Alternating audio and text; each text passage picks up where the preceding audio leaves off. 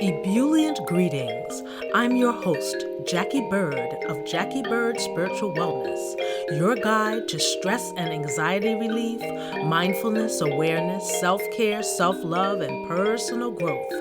Welcome and thank you for joining me as we roll with peace in mind.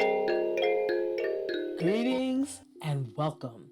I am so geeked up because I am introducing my new series within this podcast, and it's called Our Personal Pathways, a Talk with Geert Weggen, and that's a name I cannot pronounce, so he's going to say it right. Geert Weggen, Wind, is a Dutch-Swedish photographer, artist, modern day shaman, spiritual leader, healer, and personal trainer. I didn't know about that part. Whose work reflects a quiet, playful spirituality rooted in presence and wonder. Through his intimate portraits of squirrels and forest life, he expresses a deep reverence for the natural world, inviting viewers into moments of stillness, joy, and connection. His work celebrates attentiveness, gentleness, and the sacredness of everyday encounters, reminding us that magic lives in simple moments when we slow down and simply see. He organizes photo, spiritual, and awareness workshops. Without further ado, my first guest, Geert Weggen. So, my goodness, first of all, thank you for being here. Thank you for giving me some of your time. I really appreciate it. It's so good to see you. Yeah, it feels good to see you again, and I'm thankful for this broadcast again. This, Oh, I know, again, three times. It's fabulous. What are you up to these days? yeah, it's a good start of the year. My new book is just published, so this week it came. It's called Squirrels Black Humor. I thought let's do the craziness of the world and bring in some laughter in that.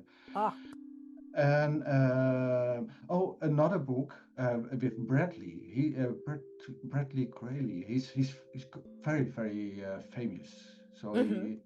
this is the first time I have really a book deal. So in Congratulations. in a couple of months they going to print 20,000 books. So this is quite big. And a German publisher just also last month contacted me with a new German book, and it's the fourth book the German publisher is going to publish. So that's good. That's good. Oh, that's excellent. Congratulations. And I promised also in the opening that you would say your name because I can't say it. So would you please say who you are? So nobody, the last 20 years, 22 years, they don't even call my right name. So they all say Jet, and I also, my name is Wind. So there's different. But in Dutch, they say Geert Weggen. Yeah, Okay. don't try it. Don't try No, that's okay. I'll spare you. it. That's very good. Yeah, I'll spare you. So beside the first of all, again, congratulations on the books and the interest in people wanting to do books. What else are you up to? And I know you went to Hong Kong, so you got to talk about that. Yeah, and in Norway also. This so Hmm. I I did not have a girlfriend for 15 years. I completely had no contact with people mostly, and I was completely isolated. And that was a choice also. I wanted that. But last year somebody asked me to give shamanistic workshops again, Hmm. and I stopped when I came to Sweden because I wanted to stop with everything. So I stopped with everything. And in Holland, I did a lot of shamanistic workshops, sound healing concerts, and a lot of initiation works and that kind of things. Working together with other people, other shamans, other healers, and but I stopped with everything. And so that question came, and so I said yes. So I organized the first workshops again, and I loved it. I really loved it, and So I was invited to Norway. I was invited to Hong Kong, and I did a lot. 5 workshops in Hong Kong, I think, and workshops and sound concerts in Norway. And I was asked for my art also again because in the past many years I worked on woodcraft art. I did a lot of wood art. I have everywhere I have wood art. And so suddenly I had an exhibition in Norway also. So a lot of things suddenly last year happened. And so I broke up the relationship again, but the relationship gave me a lot of yeah, new ideas, and old ideas came back, and I developed transformation games and relation games, and I developed business trainings, and I did so many things this last year, and in a way I feel so. It, it feels like I'm almost doing nothing in a sense also. So that's good. That is the beauty of engaging in things that you love to do. It doesn't feel like work. It feels like fun. It's play. It's not a drudgery. It's passion. It's coming out of you. Can you explain to the listeners what shamanism is? Now, maybe it's better to start because that's I thought about this podcast, and I where I wanted to go, and for where I am now, because I am born. I did not want to be born. That was clear. Mm. I had this string around my neck. You know how the birth string. I don't know the name. I've forgotten it. Umbilical cord. So I was blue. I could not breathe. I did not want to eat food from my mother. So they raised me up with sugar water. They said, Oh, okay. and uh, and I was afraid for everything. I think for most things. I remember the nightmares. I remember me living in another world. I felt I was not from this earth. I Mm. did not want on the earth. But so I don't know exactly about which year between 9 and 13. Somehow I had a dream, and I asked in the mirror why I was alive. Because I did not want to live anymore. That was what I felt. There was no family bond. There was no love. There was yeah. And all the nightmares, every night nightmares, and I was screaming, and I was, yeah, I don't know. So, but in that question in the mirror, I ask, why am I alive? And if Mhm. I don't get an answer, then I want to die. That was my decision. And in a mirror, the runes came. Oh, You know? runes. Yeah, runes of Okay. and the old Viking runes. Yes. And there were 3 signs. It was the suelo, the S, Yes. and it was a kind of the cross they use in Jesus Christ. You know, Oh, it's yes. Yes. it's almost a cross, but it's a double cross. It's 3 lines, Yes. and then the connection between Earth and the sun, and then the cross. So it's Hegeles, I think it's called. Yes. So that's but if you look to the signs, it looks like it's written sun. Hmm. The S, the cross, and the N. It looks like sun. Yes. But I did not know anything of runes. No, I never saw the runes because I was young. I mean, I was very young, and but I understand it exactly. I knew what it Wow. was, and so I understood that it was living in light on Earth. That was it. Hmm.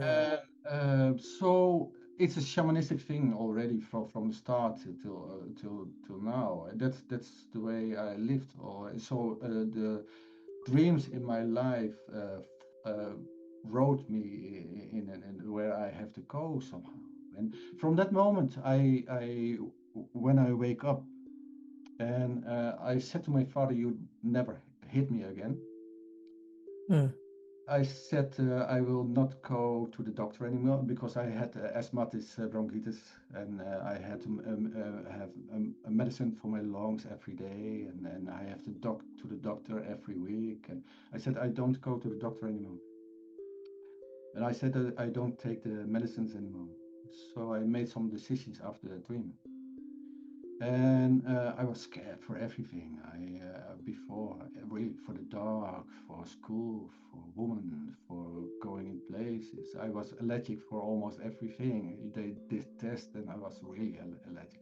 So they said it was a bad decision, of course. And of course, Mm-hmm. I medicine from all my life and all the bullshit they talk. But the dream was so strong, and so I made my decision, and they had to do, and my so that was the moment I started to live also.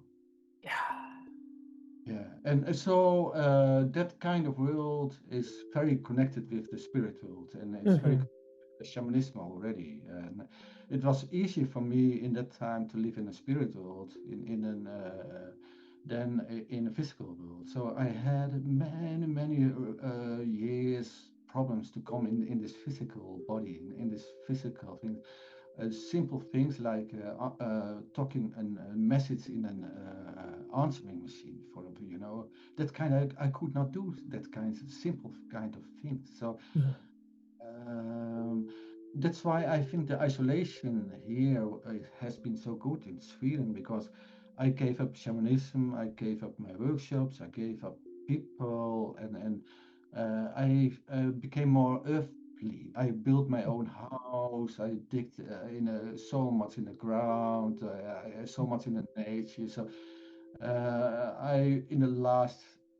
relationship, what did not last so long, but it was good. It was good because I suddenly found out, hey, I can express my feelings. I can express the words what I don't like and what I like. I can be open about sexuality. I can about out all the basic things what a lot of down to earth normal things for normal people is was not normal for me, and I found how much I developed in another way, and not Mm-hmm. and by also skipping all the healing concerts, all the shamanism, because one point I decided before I go to Sweden, I will not meditate, absolutely not meditate, because I found out that I could control myself. And because I could control myself, I did not go deeper into the confrontations. I did not Mm. deeper in my emotions. I did not live in that kind of things, because it was in meditation. It was very easy to put a step backwards, and to put a kind of barrier around me. So my motto in Sweden was also the best way to defend myself is to be completely open and naked. And so that's what I chose, and that's what I still choosing, to be open, completely open.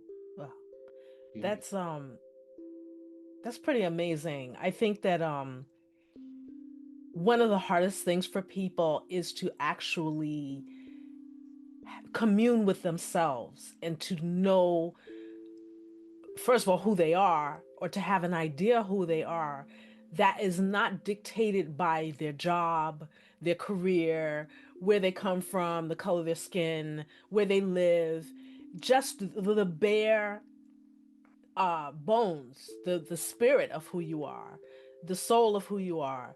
That's something that people are, hopefully some people are awakening to, where they're beginning to realize that I don't need to have all of that stuff that other people said I should have, and I need to figure out what is my joy, what makes me feel good, what is my passion, what turns me on. I think that that you had that time to immerse within yourself is something that is so key for the peace of mind in existence that we so want. Yeah, it's And the road is never stopping. I mean, Mm, every time when I find something, a simple a name, Geert, the Dutch name. If you translate it, it means the light carrier. But it's a simple thing to fight against my own name. What I did a lot because it's reference to the family. It's a reference to things I did not want. So my name given to from Heimat Storm. Maybe you know this name. He's the writer of the Seven Arrows mm, and that books. He gave me the name Desert Wind, and I hated it because I don't know why I hated it. I hated it, and the my power animal desert fox, and I hated it. I, I, that's why I was so bad with my teachers, and that's why I was so bad in working together with the shamans. But I worked because I was a rebellion. I always go in a different direction, and I have to find out. And in the end, I find out they were so right in so many things because I'm the wind. I'm like the wind. I'm mm, always have been like the wind. So. I I stopped with carrying the name Wind when I left Holland. I stopped with calling myself shaman when I left Holland. I did not want all the things because it's complicated to know who I am and because I mm. am so much Right, and right, so right.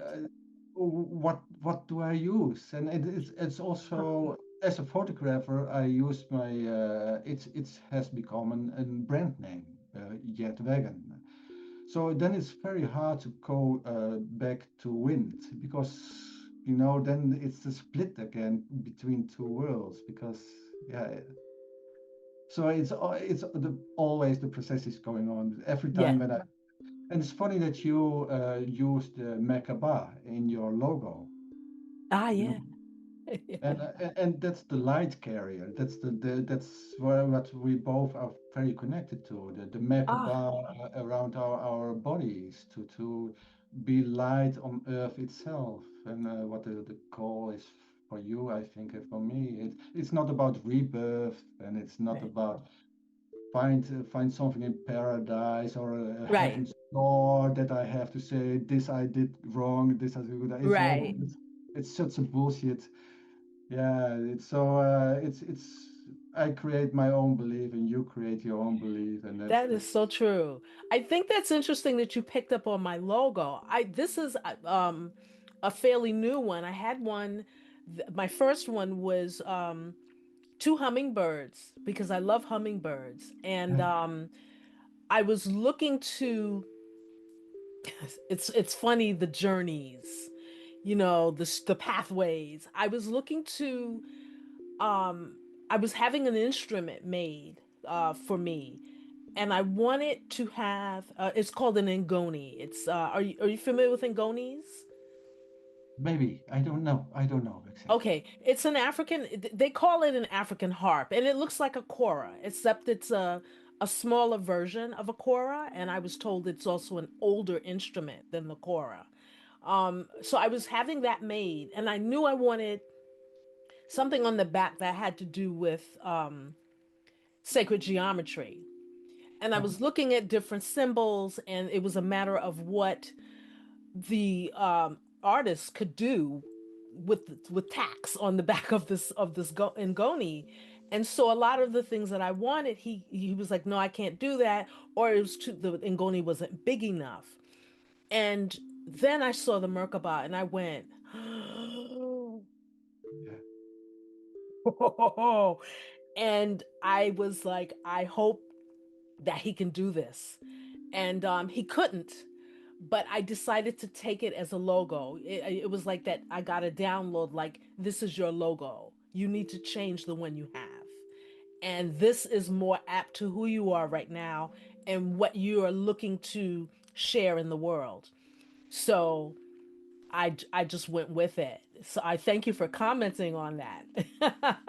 I Geometric, geometry is fantastic. Geometry, it's a part of my work. I did a lot of years in Holland with geometry. I built a lot of things. I created geometric instruments also, like a didgeridoo. I Wow. A didgeridoo? A geometric didgeridoo? I made many. So like I don't know if you can see. Oh. So this isn't a 5 point, but I did a 3 point. I tried to do it also with the golden golden ratio. So experiment a lot. I mean, I know I don't play so much manual.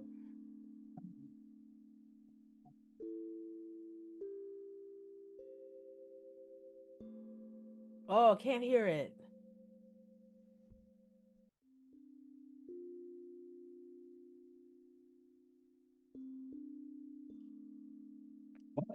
Can you not hear it? No, I couldn't hear it. Are those rooms? That is no. This is the about the 72 God's names in Hebrew. Oh, okay, okay. It's Adonai. beautiful. I'm so sorry that couldn't hear it. So I did also made geometric drums, that kind of thing. So I have been a lot of even you know the magic squares with numbers, like Mm, you know about it. no. Uh, So for years and years, I invested so much time in that because I was obsessed about geometric and numbers and that kind of thing. So I find a system that you could place them. Let's say you have a square with nine numbers in it. Mm, So then you have nine squares in one big square. mm-hmm, So then you have nine numbers, one till the nine, and if you place them in the nine little squares in the one big square, then every line has to have the same outcome. mm, mm, So in this case, the every line has the outcome of 15. So if I fill in all the numbers in that, then every line has 15 in total. Like say a 4, 5, 6 is a line, and 4 with 5, 6.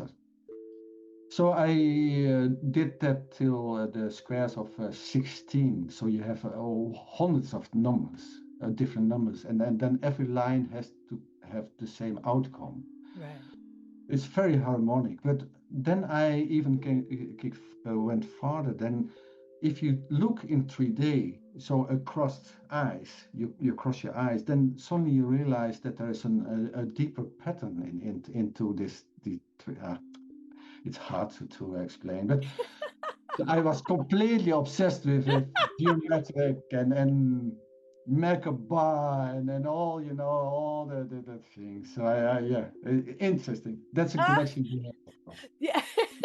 That the interesting thing, I was horrible in school with math. It just didn't make sense to me. The only thing that made sense to me was geometry. When I got to the 10th grade and had geometry, it was fabulous. It was just it like I said, it made sense. The other stuff made no sense to me, but as an architect, I know it did to you. But that's strange because, in a way, geometric and numbers, it's very male, feel very cornered kind of. It's not female. It's not Yes. round. So it's strange that you are have that male side, but not the other male side. That Well, hey. because I started to say I'm in magic you have many kinds of forms of magic, and one of the magic forms is chaos magic. Chaos. Okay. And chaos magic means that you have no structure. Mm. So you create your own symbols, you create your own thing, and you get information automatically, and you don't follow all the parts. You don't follow all the like I do. All I throw out all the shamanists, my teachers, fuck them, and I create my own. So, but that's it's. So I call my part of shamanism now chaos shamanism. Chaos. Yeah, I create my own stuff, my own Oh, path. but I wouldn't expect anything less from you. It's like, of course you did. Why wouldn't you?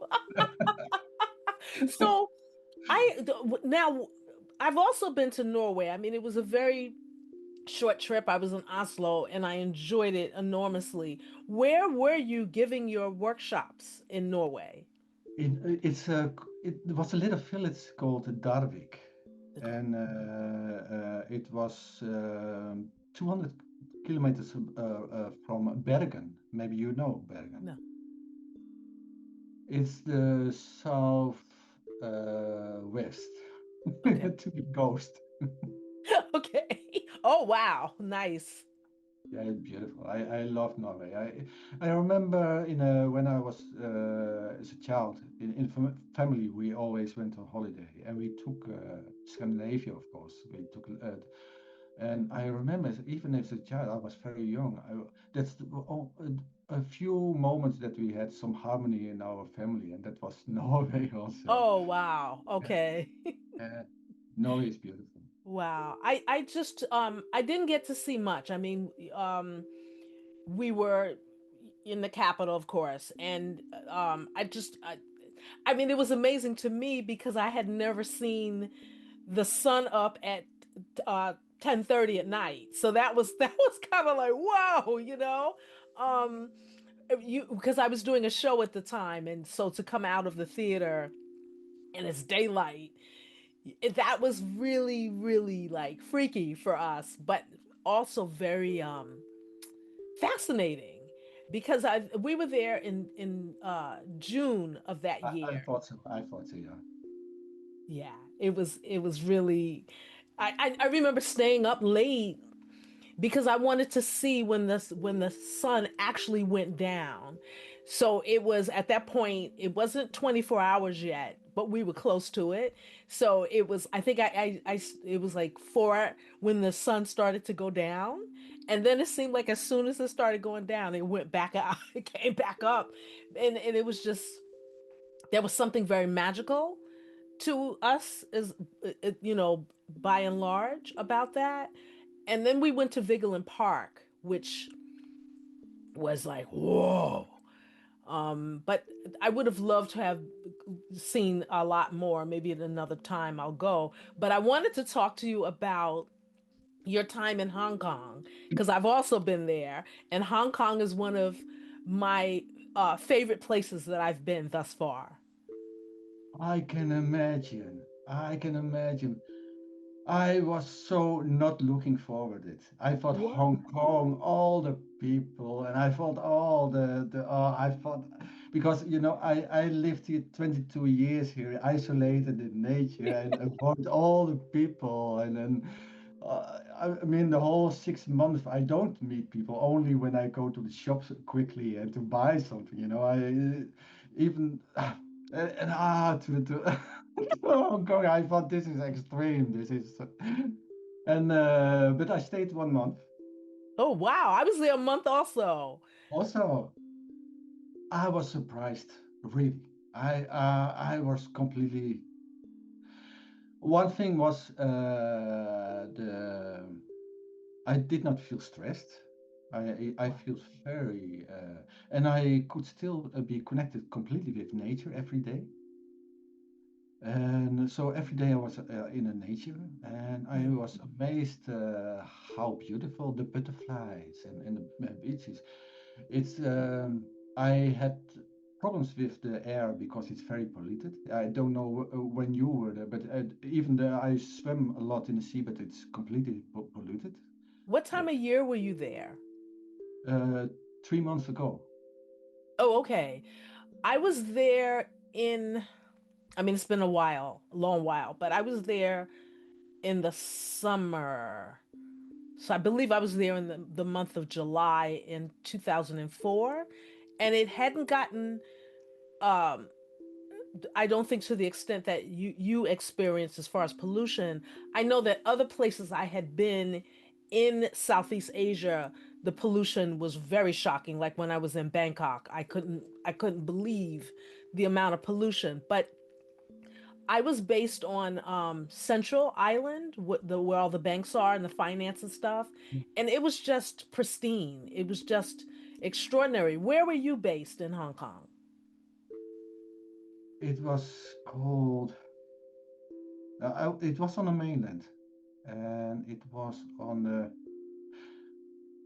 You were on one of the islands, I've been to four islands, different islands, but but I were was you staying on one of the islands, or were you on the no. on mainland? I could walk if I walk very fast in 1.5 hours to the central station. Oh, so you were on Central, I believe, on Yeah, Central Island. yeah. I was on Central Island. Ah, so did you go to Victoria's Peak? Go up to the top of the mountain? Now there maybe I was lift from there 1/2 hour walk from there. So then I walked on a peak and then yeah. Oh, wow. I was there all the time. I don't know. I went to four islands and Wh- Where yeah. did you go? Oh, one thing I want to the turtle because there's a turtle island. They have Oh, blue turtles and it's protected. oh, wow. So I had my tent and with me with a backpack, and I thought it would be open at the 1st October because it's protected. You are not allowed to be there. Uh, Okay, because I didn't know anything about it. yeah, so I exactly on 31 September in the evening I was there with my backpack. So I was not allowed to bring my tent. And so I slept on another beach, and the next morning I came there. And when I came there, there were already four tents on the beach, and so a lot of fishing boat came, a lot of people. So no turtles, no, so many people, and I later on I again had a tent on the beach, but then police came because they said you are not allowed to tent in Hong Kong on the beaches in the air nowhere. It's I was surprised because I had to Google it. I said, yes, of course you are allowed to tent in Hong Kong on the beaches. I said to them that they came with papers to me. You are not allowed. Wow. But okay, they were right because in the rules is saying you are not allowed. Now, so when I was there, it was still under British rule, had not converted to Chinese rule. So English was everywhere. Like signs were in Cantonese and English. I would imagine that that's not the case now. Now, I was amazed that many people had problems speaking even English. I even had translators for my workshops, and I was surprised because.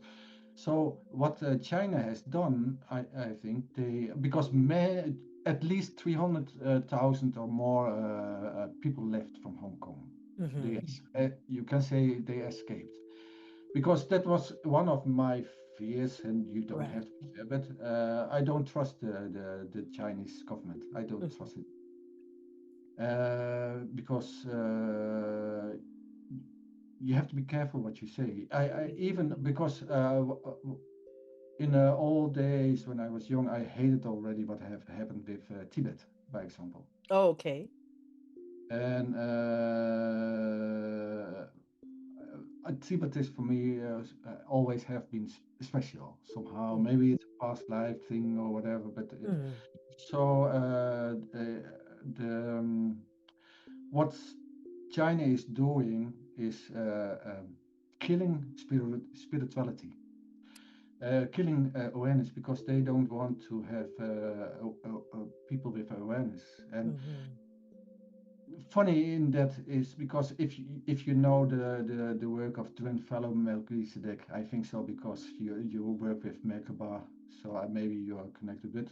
So about the psychic children from China, they had big schools in China about the young talented children who were so connected who can do things what is impossible, what we say it's impossible. Mm-hmm. So they trained a lot of children, and so in the end they became very afraid for the children because they had too much power. They had too much, Right.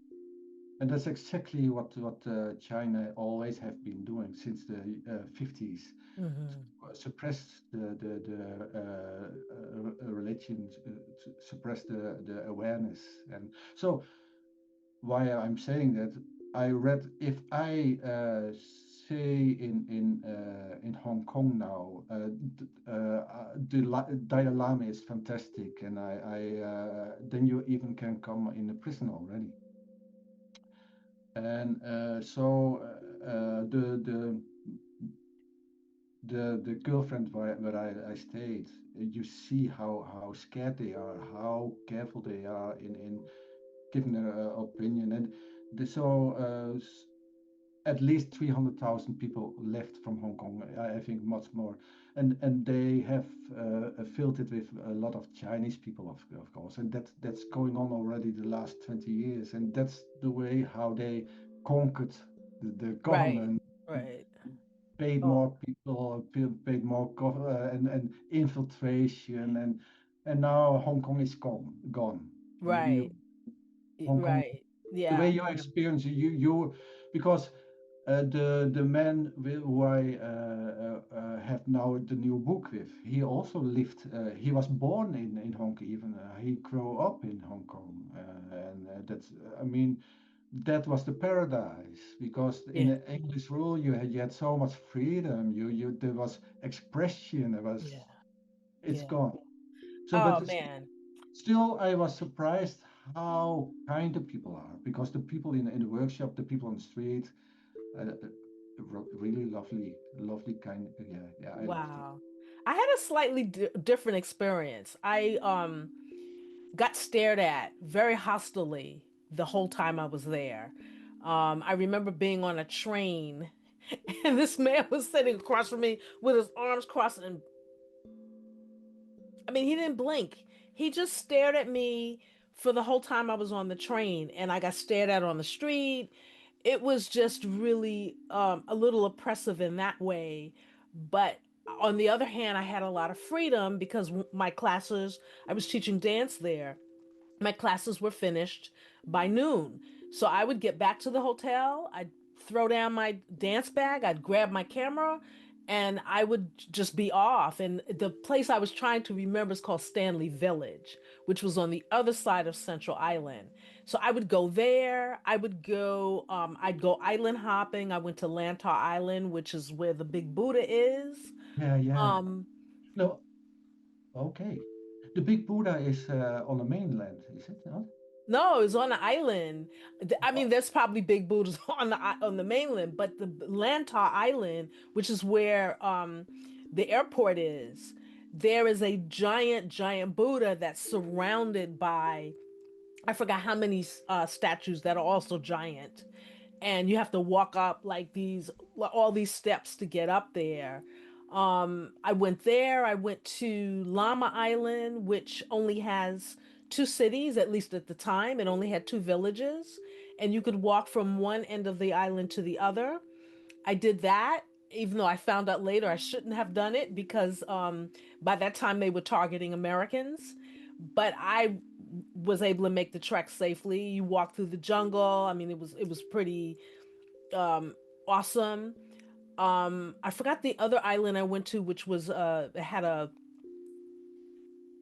it was a fishing village. Oh no, I think that was on Lanta Island also, but it was on the other side. I went, so it was a fishing village, and they weren't used to seeing foreigners, so that was funny. They're certainly not foreigners of color, so I was definitely an object of attention. And I forgot the other place I went, but I just loved jumping on the ferry Yeah. and going from one island to the other. It was just like a big adventure. And the jungles on the island, all the beautiful paths. They Oh, it had, was, yeah, yeah, oh, yeah. amazing. And then you, the donkeys, you have to see the donkeys also. The I didn't monkeys, the see that. monkeys, I mean, monkeys. I didn't see that. The Oh, only thing I saw as far as animals go, beside like spiders and things like that, was on the other side of Central Island was oh, now that the name is go Shite no, no, Ocean Park. Ocean Park. I went there and I saw a panda. I was like just out of my mind looking at a panda bear. no, I did not went to the park. No, but Oh gosh. And beautiful. the panda I saw just recently died a few years ago. There was a big article about it, and it was talking about, this panda, and I think it was the first one or the longest one in captivity there. I forgot what the big deal was about that particular panda, but my partner saw the article and he called me. He says, "Babe, is this the panda you saw when you went to Hong Kong?" I was like, "Oh my god, yes!" It was so cool. It was so cool because that whole experience was just like I've always loved pandas, and when I was in Hong Kong, the people I was teaching with, when I told them I wanted to go to Ocean Park, first of all, they were like, "Why you want to go there?" And then when I said I wanted to see the panda bears, they were like, "Why you want to see a panda bear? It's just a bear. It's just a panda." And I'm like, "No, it's special." It's they just didn't get it. But and then when I went to the exhibit, there they weren't out, and there was a sign that said, "I'm sorry, but I'm not coming out today."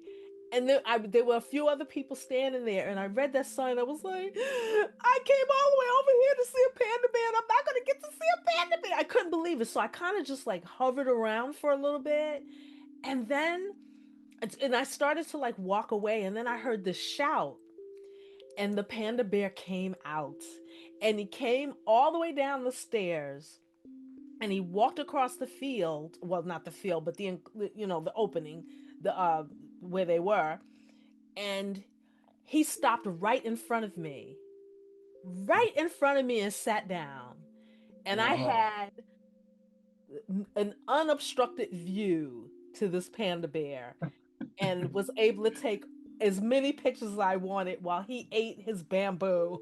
It was so fabulous. I mean, here it is, 20 years later, 22 years later, and I still have that feeling about that panda bear. How wonderful. How wonderful. Well, why look people, you said the people looked strange to you, as you Well, also. I think that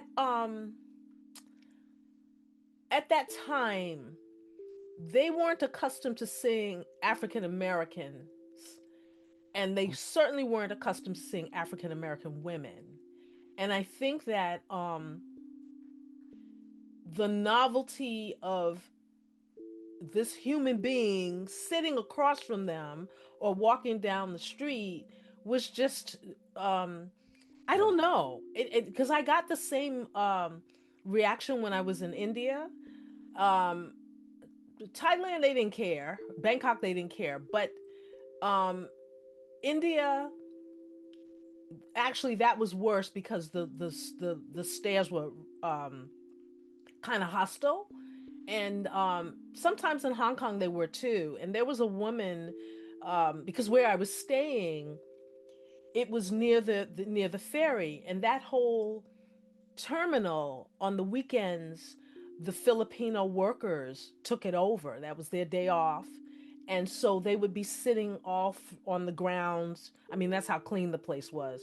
And they were just all over the place. And I was sitting near the hotel. I had come back from one of the islands, and I was just kind of taking everything in. And as it got darker, the buildings would get lit up, and so I was like looking at the architecture in the buildings, and just, I guess, just not really focused in my body, maybe. And this woman came over to me, Filipino woman who was browner than I, and she came over and she goes, "What are you?" I said, "Human." What? No, what are you? I said, "A human being." She goes, "No, no, no, no. What race are you? What race are you?" And I said, "I'm African American." And she goes, "No, no, no, no." So I was like, "Well, I don't know what to tell you. You can make it up if you want to, because obviously you were not pleased with my answers." But she was so belligerent, and that was kind of some of what was my experience there. But the people that I worked with were lovely. They were absolutely lovely. And the children I worked with, they were lovely as well. But the strangers, it was just a weird, I don't know. I can't really, other than what I said, just about them not being accustomed to seeing African American women. I don't know why they were The- looking at me like that. there's a couple of things what I wanted to say. Well, okay, my girlfriend was from Hong Kong. Mm, She was afraid for the sun because she said the sun makes my skin darker, yeah. and I don't want to look like Philippine people. Mm, And she said many people in Hong Kong has that kind of things. They want to be white, and okay. that's the second point of what I want to say. I experienced like I lived in a jungle in Sri Lanka for 1 year, Mm, and I have the problem had that I was white. yes. Because when you are white, you are rich. When you are white, you are dead, and it's easy to be robbed. Like if you are white, because white is rich. Mm-hmm. And when I lived in Sri Lanka, I had a sarong. I had no underwear. I was dirty. I did not have showers for the most. I did not have electric. I did not have the running water. I had no neighbors. I lived just in a simple thing in Sri Lanka in a jungle. And it was a time that the war was going on. So I Mm. was exactly on the border of the war. So bombs sometimes exploded. People, Oh. I was white. So it was a strange thing to have me. So sometimes guns on my head with police or that kind of things, and it's in Oh. uh, in Uzbekistan I had the same. Like because then the Afghan war was there. The Afghan when you came in Uzbekistan, then suddenly I was also a kind of maybe a terrorist, or Yeah. even in Sri Lanka they thought of me because some international people helped the how we do the Indian Tamils to get weapons, that kind of things. So what you maybe experienced in your skin, I experienced in my skin. Wow. It's It, ridiculous, no? it's something, um because I remember thinking, I've had the um experiences of traveling and going to, a lot of different countries that people here wouldn't necessarily go to. But I see some of the dangers in not being exposed to things outside of your reality, outside of your village, outside of your country. You're very isolated and cut off. And I feel that, like, a lot of times when I would be in those situations, I would realize that they had never seen anybody that looked like me. And it was, I don't know, what was going on in their minds, whether they were, trying to figure it out. Well, is she really human or what is she? But the importance of people coming together and having more information about each other, not the way that they're taking our information, our business and stuff like that. But in terms of the curiosity of understanding that there are many people that share this planet, and we are all of the same source, but we're so fragmented in our experiences and our expression that we have all of this division. And a lot of times traveling really really hits that, that hits home even more in my travels sometimes. Just how we are so isolated and detached from each other, and how we don't really even have the curiosity. And I'm talking about adults, because it's a different. I've had different reactions or experiences with children when I've been away traveling.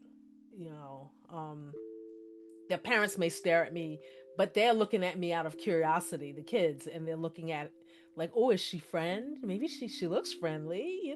Maybe we can have some fun with her. Yeah. Uh, what did I read? What is it? 10% is about words, and mostly it's about the what you see, how you experience it. That's communication. And for me also, I like someone or I don't like someone. It's almost like it's almost settled from the beginning already. Yeah, And but sometimes, yeah. uh, But I think some of that is, I'm not speaking for you, but I think, because some of it is a sense that you get, and I don't know if it's from past dealings and past lives, but I think that there's also the prejudices that people have, that they've already decided they don't like you, and they haven't even given you an opportunity or given themselves an opportunity to vibe you correctly.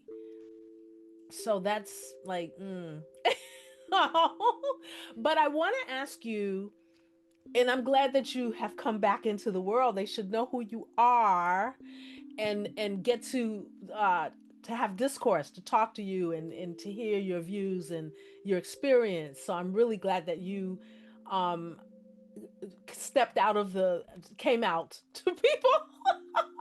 And I'm it's glad that it was a beautiful experience for you. it's funny because I walk here in the forest 22 years. I almost never meet people in the forest. I live my forest is direct in my garden, and it's going so long. But since I'm back in Hong Kong, I meet a lot of people here in the forest. It's, How interesting is that? Wow. like, in 22 years, you have here this kind of black mouses, very small ones. Never I had them in my house, and I don't like. I like mouses, but not in my house. Yeah. Absolutely, they are not welcome in my house. Yeah. And but since I'm in Hong Kong, suddenly there are black mouses coming in my house. Never ever have been in my house. So Hong Kong Wow. has changed a lot. It's not only the workshops suddenly. It's not my traveling. Suddenly I'm traveling again, and suddenly I meet people in the forest while I didn't. How deep is that? But Yeah. it's interesting how your trip to Hong Kong kind of signaled an opening, like, world, here he is. And now the mice are clamoring for you. Like, he's ready for us now. Yeah, it's very simple, but everything started with a relationship. I think that everything opened up again because I realized I I I'm I changed. I have changed since 22 years Wow. ago.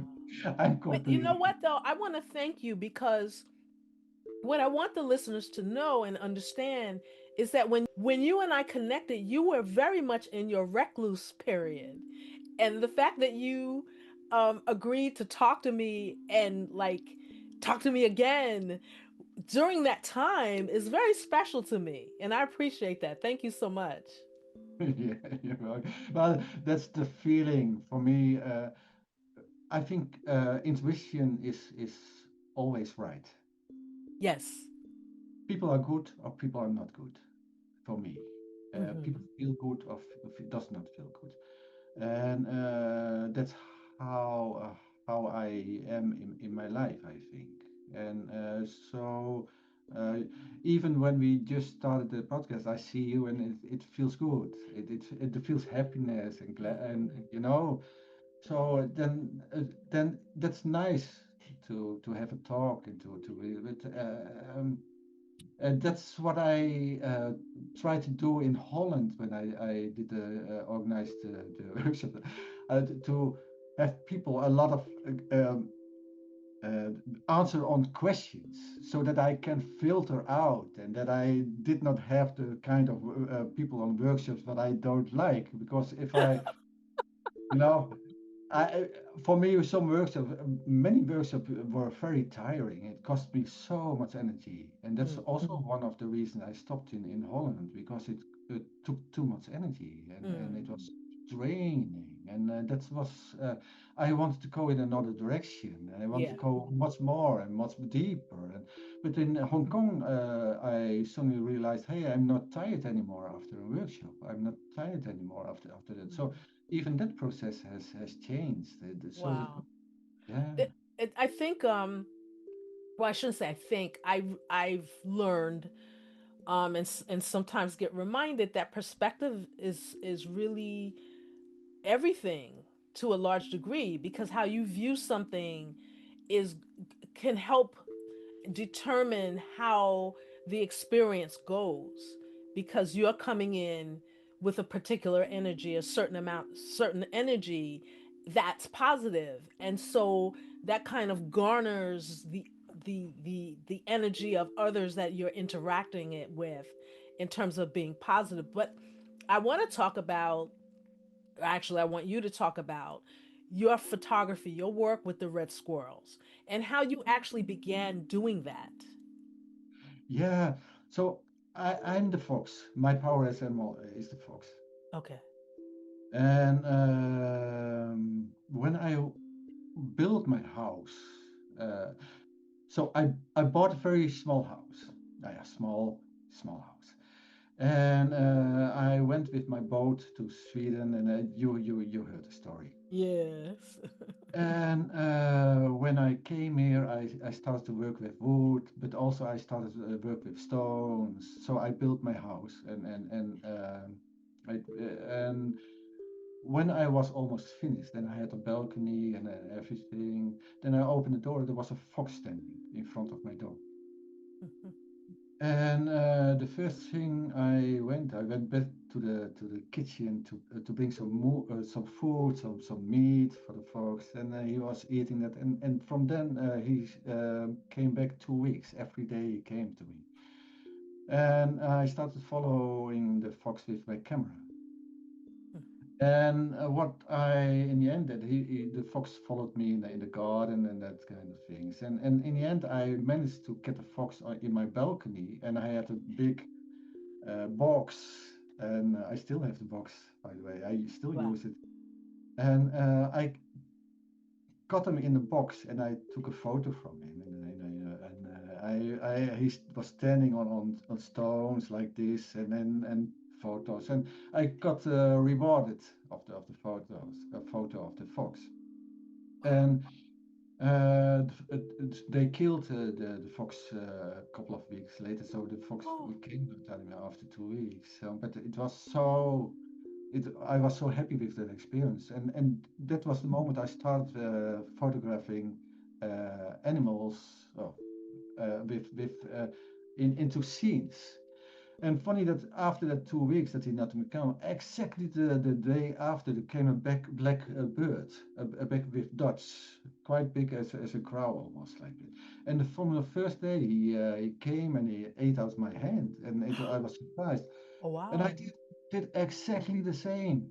So I made scenes for that bird, and so I had a mirror in my garden, and put food in the garden, and he followed me, and then was looking in the mirror, and I took a photo, and in the end, but I put mushrooms with plants and that kind in my balcony, and became my studio.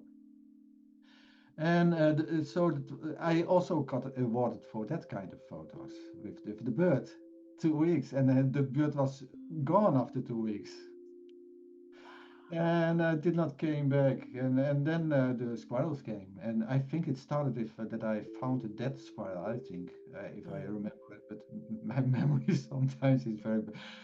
So I that's maybe 12 years, 13 years ago or something that I started to photograph the squirrels exactly the same way I did with the fox and the same way with the bird and I still do that. And they come every day. They walk in my house sometimes. Some follow me in the forest. Some climb on me. Some eat out my mouth and that kind of things. Wow.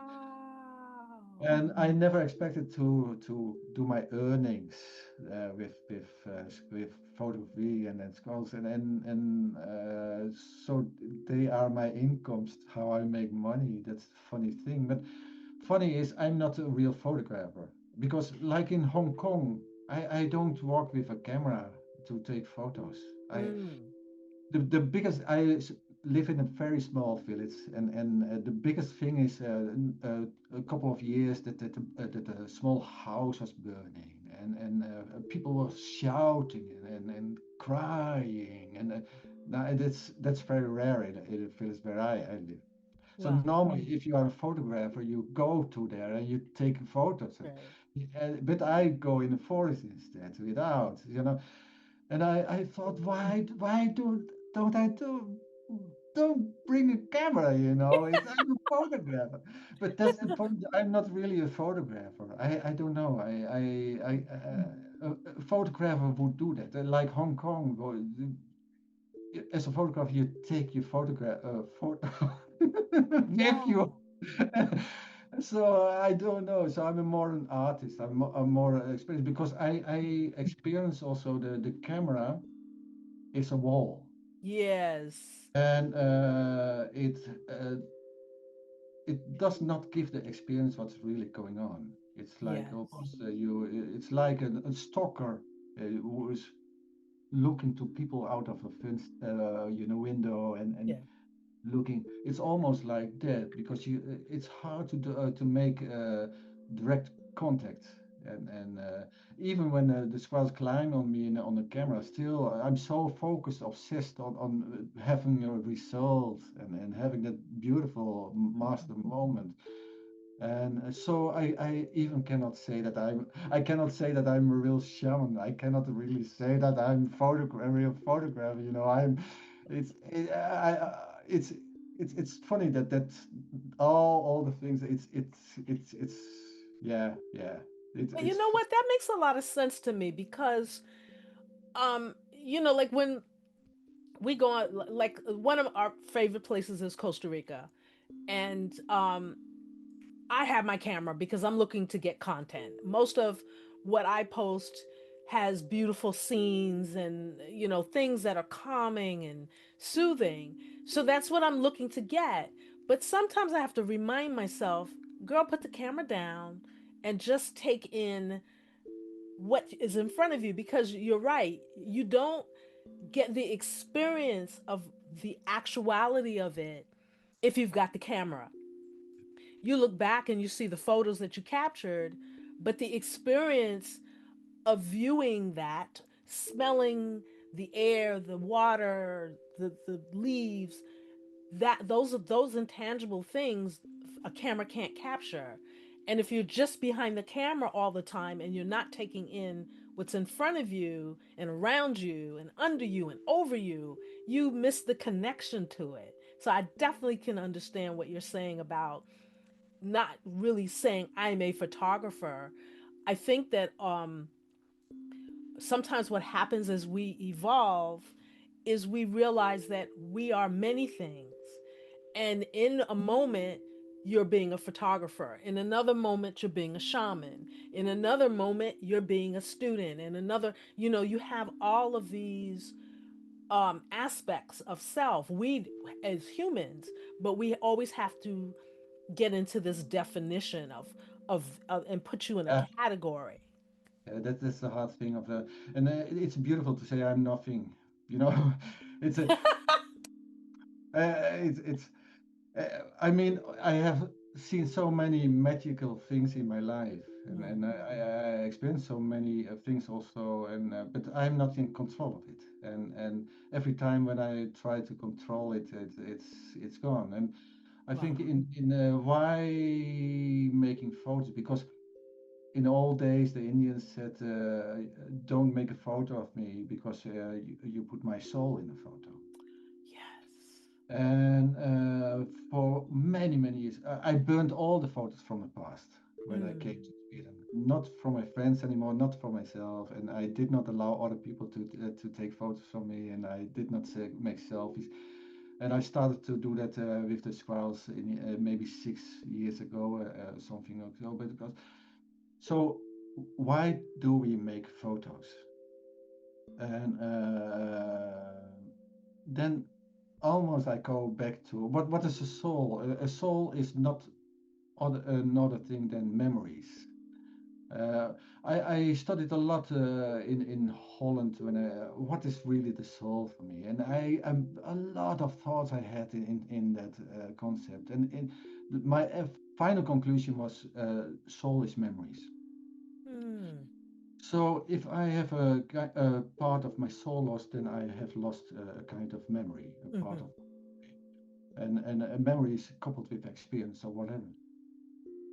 So what that photo is doing, I want to show other people what I see from my eyes, and Yeah. so I want to capture that. So it's a part of my soul. It makes so much sense of me, and the reasons why I mainly still make photos is also a commercial thing, and Yes. but also to give something to the viewer, to other people.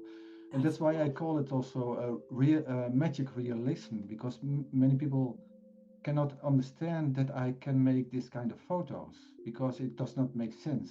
How do you can let a squirrel play a saxophone or a guitar, or how can you get a squirrel to paint with really a pencil and really the expression that he's painting? And it's real, it's really happening, yeah. and but it's that's why I call it the magic realism.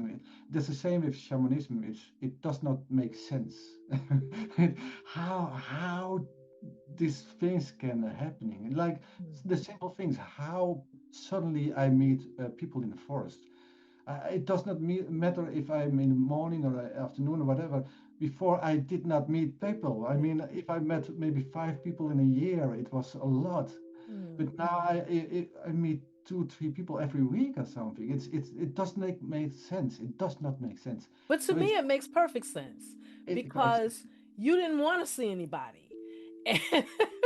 And, and I think that you're not wanting to see anybody played as much a part of maybe people not being there. But the fact that you've opened yourself up to people and kind of re-engaged with people, you are open to seeing them in the forest, and maybe more people are discovering the forest at the same time, and you are thus seeing them. So in my mind it makes perfect sense. yeah. It has an underlayer also because it has to do with pain, I think. It also has to do with the disappointment in people. Mm, Uh, also, I think the losing of trust.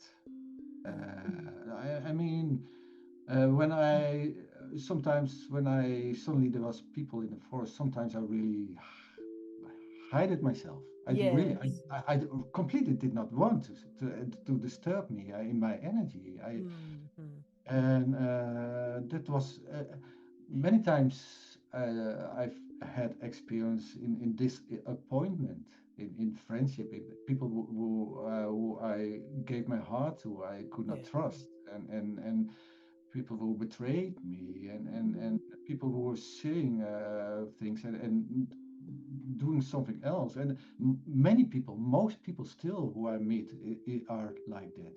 There Mm-hmm. are not many people I meet, still meet who's truthful, who are honest, and doing the things what they really want. But I don't.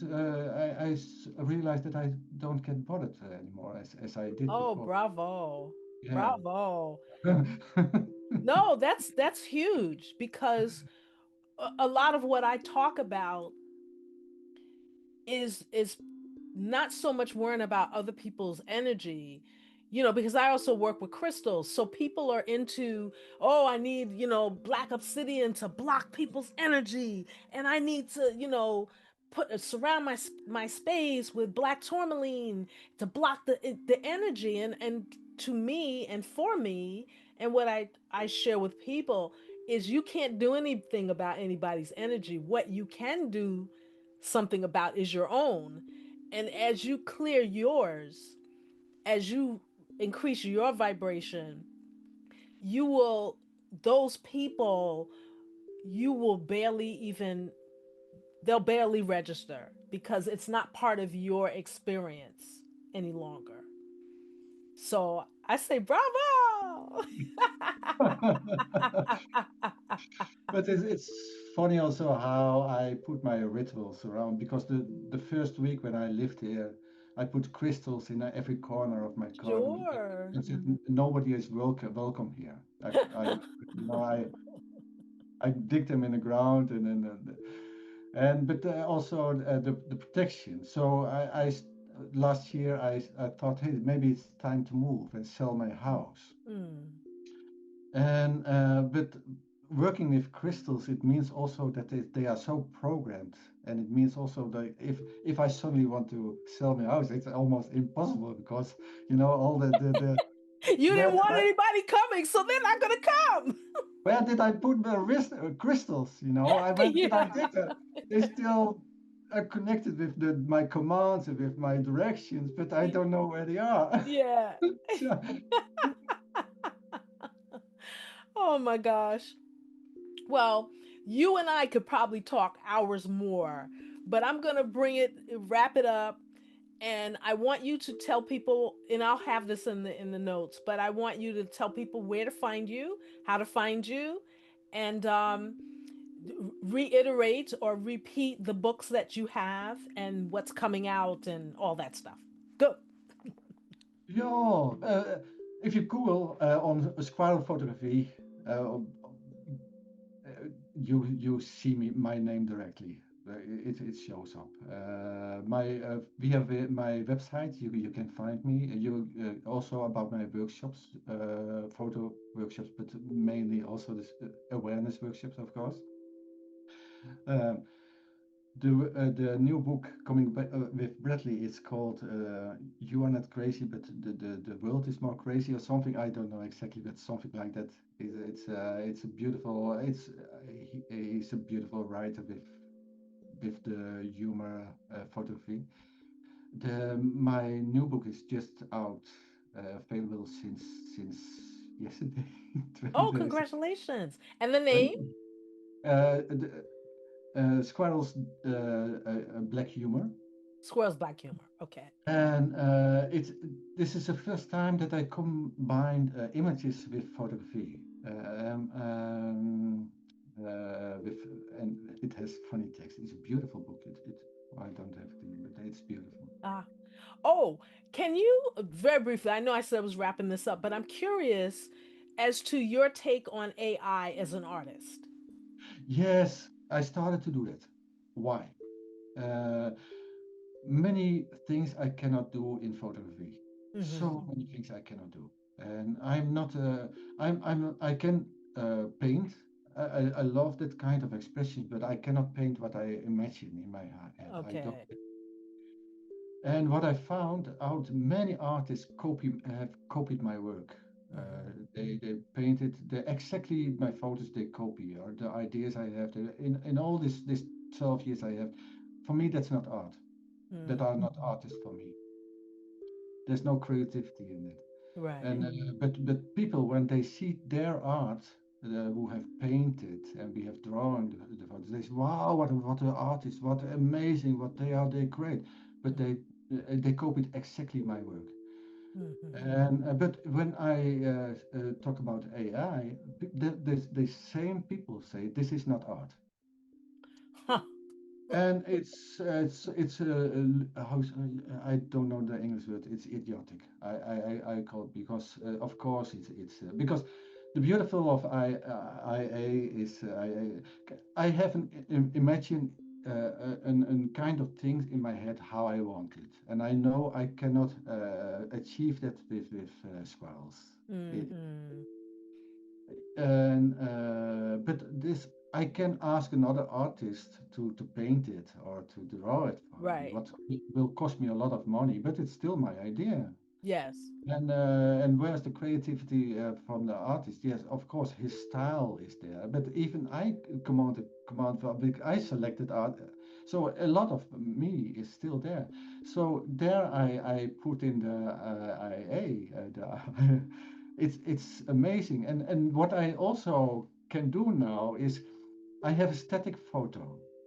Let's say Yeah. I photograph with five balloons and a squirrel is hanging under that in the Mm-hmm. air. And how do I capture that? Because I hang a little nut on a balloons and I glue the balloon to some lines in the air, and so a squirrel is hanging with the balloons. So what I can now do with this new possibilities is to make a movie of that, because Yeah. it now I can do like the squirrel is having the balloons on the from the ground and he's going up just by to use my photo. So now use IA. I mean, do it. It's beautiful. Oh gosh, because I noticed, and I was like, I got to make sure I ask him this because I noticed you had started using it, and I said, oh man, I gotta ask him. But golly, thank you so much for talking to me again and sharing your time and your wisdom and your experiences. I really, really appreciate you. But what do you think about IA? AI? Well, Yeah, I've started dabbling with it as well, and I am finding that because I'm not an I can't draw, I can't paint or do any of that stuff. I didn't get the gene. My dad could do it, but I can't. yeah, And I find that it's filling in some of the blanks, yeah. and I'm just scratching the surface. And I've also been using it in terms of research. If I'm trying to figure out, is this a good time to have a workshop, I'll use AI for that, chat GPT or whatever. So I do think that it's something that can make your life easier.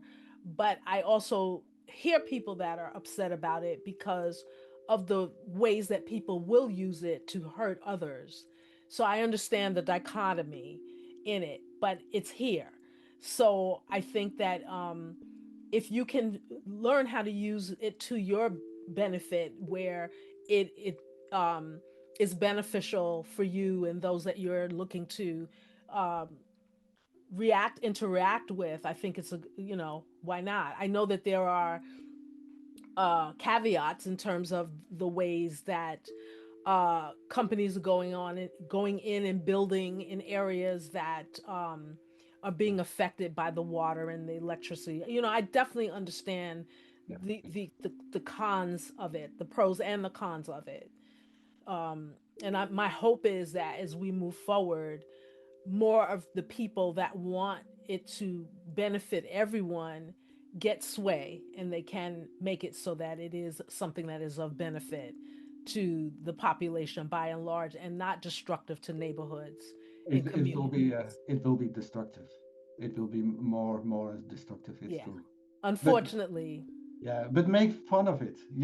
Make fun everything what we can use, and then be happy about it. I Hmm. think it's beautiful. Yeah, Wow. Well, again, I appreciate you. Thank you so much for your time and sharing your experiences and wisdom and with us, and all the best and success, and may this year be a really great one for you. I love always see you and your radiance, your smile. It's wonderful. Thank you for Thank being you. you. Thank you. Thank you. Thank you. Thank you. Bye bye. Bye.